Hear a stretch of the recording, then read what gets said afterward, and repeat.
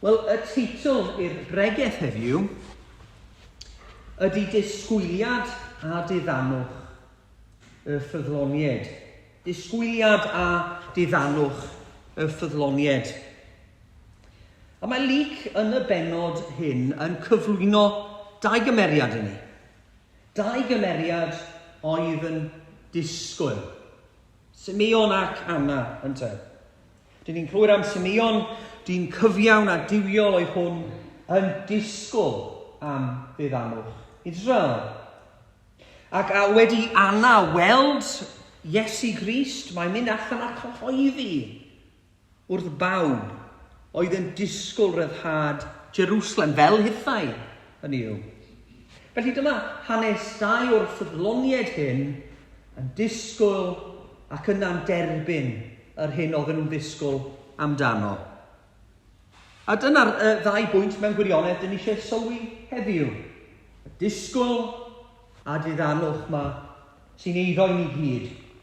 A wedyn dwi'n mynd i orffen gyda cymhariaeth fer. Felly, yn gyntaf y disgwyl hyn sy'n nodweddu Simeon ac Anna.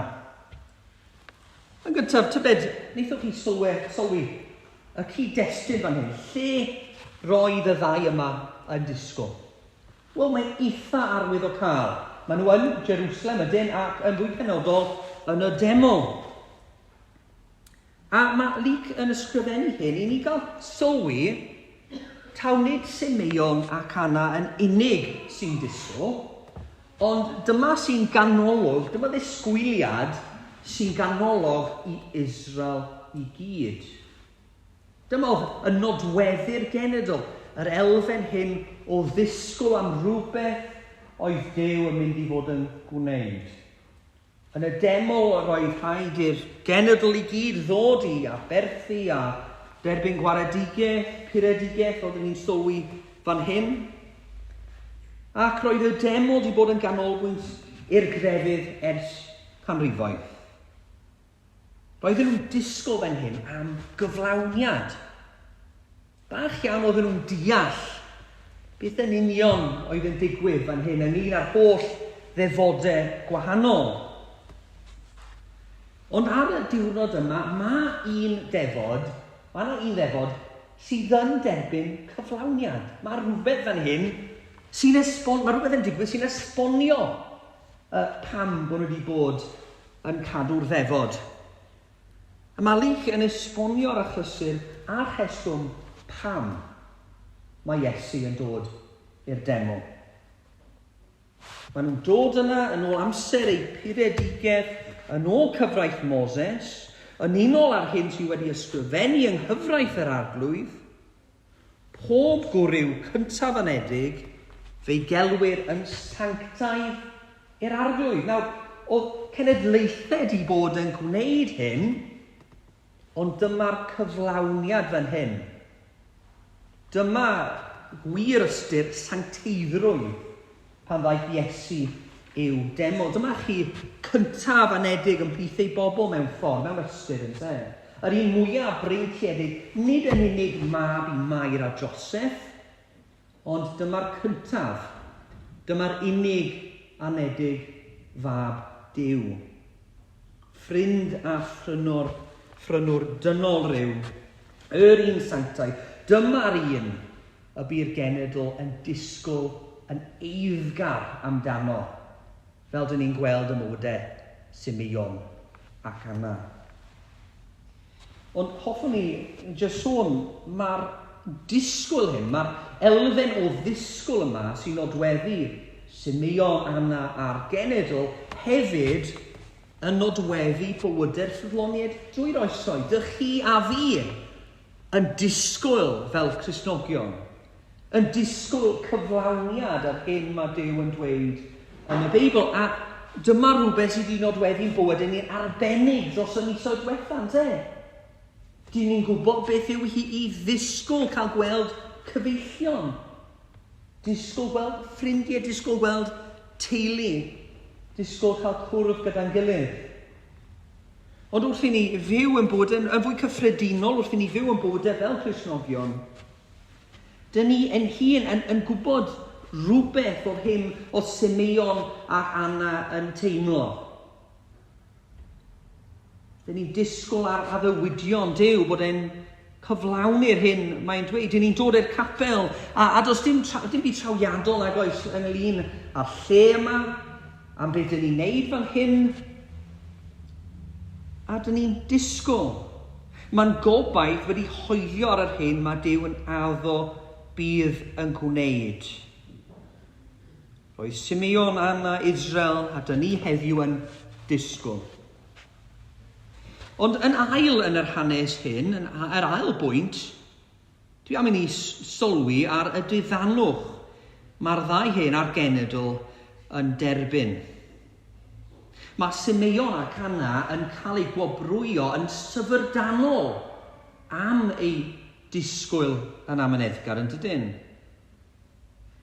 Rhyfeddod yw darllen am Simeon fan hyn yn dal creawdwr y byd yn ei freichiau. Tybed ath hwnna trwy feddwl yn dal yr arglwydd, yr un a greodd ei hun. A mae'n dweud yn blaen, mae fy llygaid wedi gweld ei achawdwriaeth a ddarperaeth ni a baratoes yng ngwydd yr holl boblaidd. A mae'n rhywbeth rhyfeddol i dweud yn dydi. Sut oedd Simeon yn gallu dweud bod e'n dal, bod e'n gallu gweld iachawdwriaeth Duw?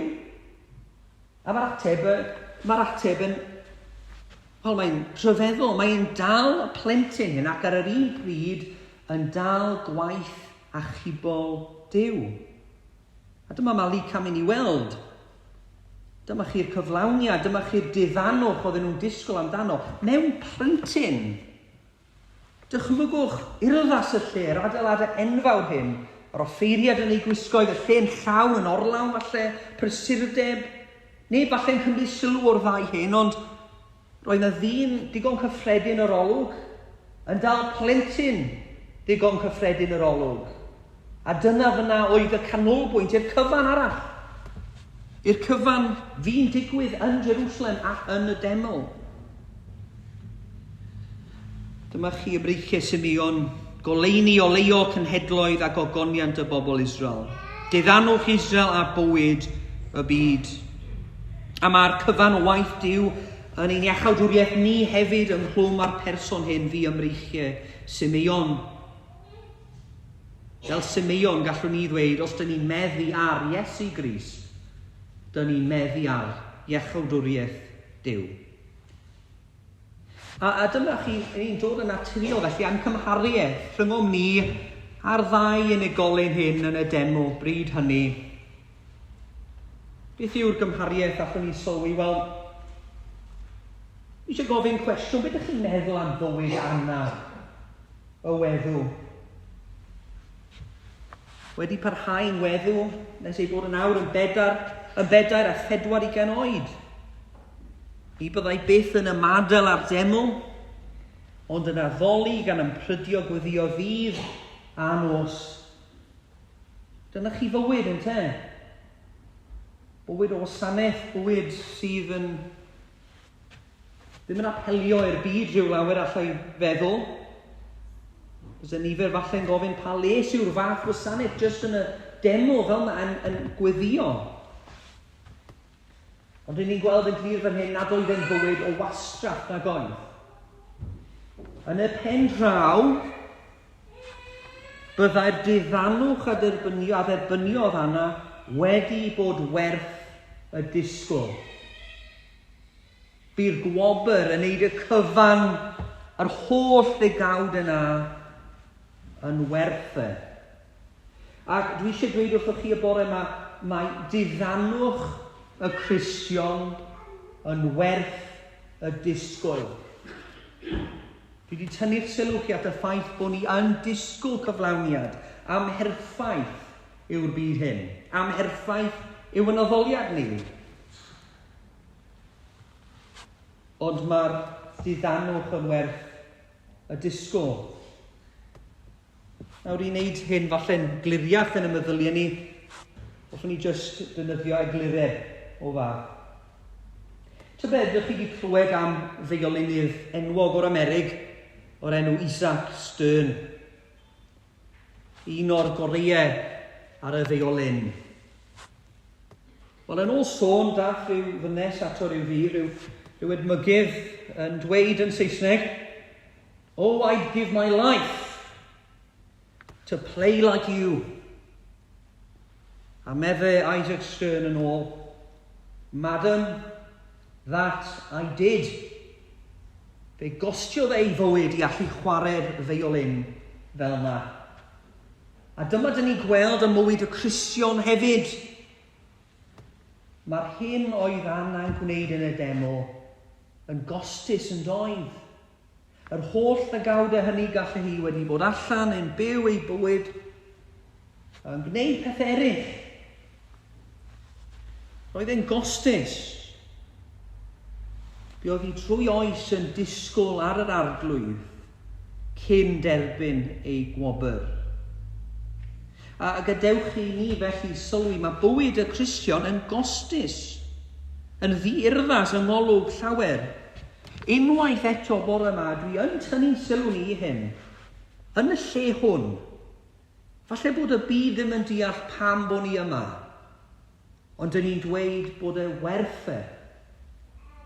Dyn ni'n dweud bod ni yma oherwydd mae Iesu Grist yn drysor, mae y werth y disgwyl i gyd. Dyn ni'n disgwyl am y wobr yma sy'n llawer gwell na'r byd. So mae'r byd yn mesur gwerth, mae'n ffordd gwahanol iawn i'r Cristion yn dydy. Ystyriwch Jeff Bezos, 190 biliwn o ddoleri. Ac eto'r Cristion clotaf, falle meddu ar Grist a ddim llawer mwy. Ond mewn hanner can mlynedd, fydd na newid mawr yn bydd. Achos fydd Jeff Bezos yn colli arian, ond fydd y Cristion byth yn colli ei wobr ef. Da ni fan hyn yn dweud, mae Iesu yn werth rhywbeth. Gyfeillion wrth i ni barhau fel Anna i ddisgwyl, dewch i ni gofio nad ydyn ni'n disgwyl yn ofer.